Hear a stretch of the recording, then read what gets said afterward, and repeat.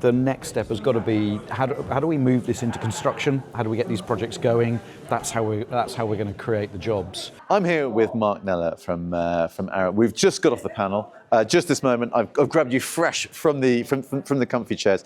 Mark, there's been a lot of discussion around jobs, around creating those good jobs in the region. How do you find your way through that maze? I think we have a really good discussion today, and feeling really energised from this morning's talks. I think the next step has got to be how do we move this into construction? How do we get these projects going? That's how we're going to create the jobs. I think we can start to get more certainty into the supply chain, that these things are actually going to happen.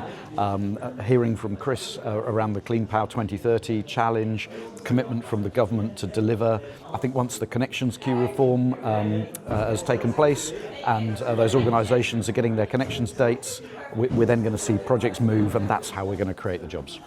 You talked about that sort of, how we get it done. And to your mind, is it the connections reform that is the next kind of big lever to pull? Yeah, absolutely. I think, if you look at what's been going on across that Clean Power 2030 portfolio, the transmission programme is locked in now through the commitments that Ofgem have made to the transmission owners to allow them to invest. Those projects are in flight, up and running. They're just about to start construction activity on most of those.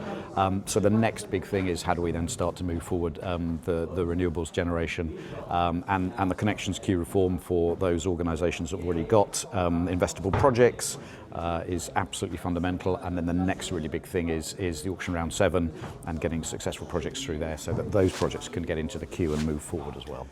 I mean, Chris Stark talked about the importance of pace, right? And it felt like that was kind of like a recurring issue, for this morning, but obviously for the sort of the low carbon industry as a whole. Do you think we're moving fast enough? And what can we do to, make sure that we keep that pace up? Yeah, well, I think we've been through a period of reset. We had the connections queue did need to be reformed. It did need to be done. We've been through the spending review. We've been through the outcome of the electricity market review. So the stage is set, if you like, and will be as soon as AR7 is done and the connections queue letters have gone out to really move into delivery. And I think then that is going to really be about how do we deliver these projects? Have we got the right project management skills? Have we got the right supply chains? Have we set these projects up for success?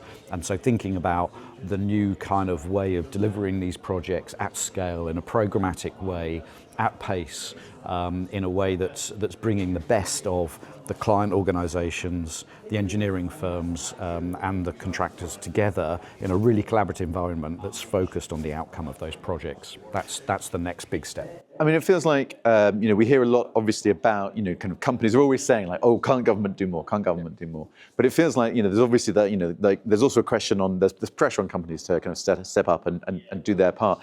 What is it that companies can say to government, look, if you help us, we can achieve this? Like, what can companies say?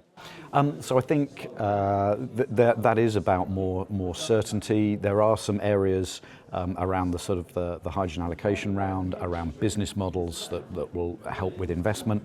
But then in the other direction, I think there's more that companies can be doing to talk to the public about the benefits of these projects. In some respects, the politicians can only go at the pace at which the public are on board. So how can we as private sector be helping tell that story to the public about what this does in terms of jobs, what it does in terms of growing the economy, what it does to benefit local communities. That then emboldens the politicians to make those brave decisions and take the whole industry forward. It feels like politics is very much kind of at the heart of the kind of the kind of questions around the industry, and from a national, regional, local kind of level.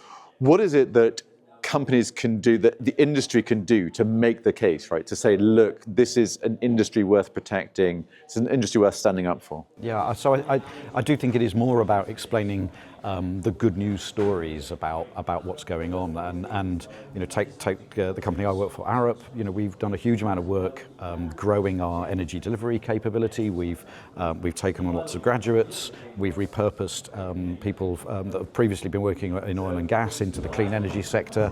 We've run a big training program to help people that have previously been working in the rail and highways teams come and work in the energy projects. Maybe we need to do a better job of telling that good news story and other organisations need to be doing the same about explaining how the energy transformation is helping generate really good jobs for people. Sharing the good news story. That sounds like a great note to end on. Mark Neller, thanks very much. Thank you.